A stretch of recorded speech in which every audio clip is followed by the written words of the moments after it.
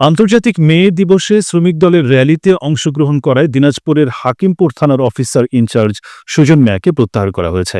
প্রশাসনিক কাজে তাকে প্রত্যাহার করা হয়েছে বলে জানিয়েছেন জেলা পুলিশ সুপার। গতকাল রোববার সকালে তাকে স্ট্যান্ড রিলিজ করে দিনাজপুর পুলিশ লাইনে ক্লোজ করা হয়েছে।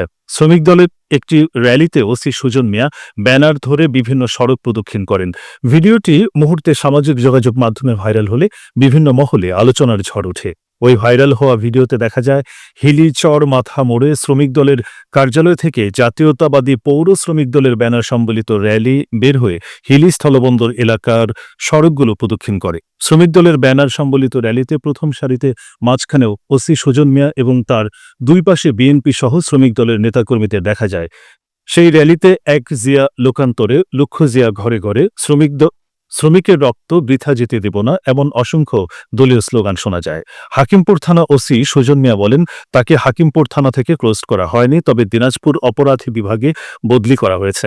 মিছিলের বিষয়ে জানতে চাইলে তিনি বলেন, মোবাইল ফোনে কথা বলতে বলতে এক পর্যায়ে তিনি মিছিলে প্রবেশ করেন, এটি তার ভুলবশত হয়েছে। এ বিষয়ে দিনাজপুর জেলা পুলিশ সুপার মারুফাত হোসেন বলেন, জনস্বার্থে রোববার সকালে তাকে স্ট্যান্ড রিলিজ করে দিনাজপুর পুলিশ লাইনে সংযুক্ত করা হয়েছে।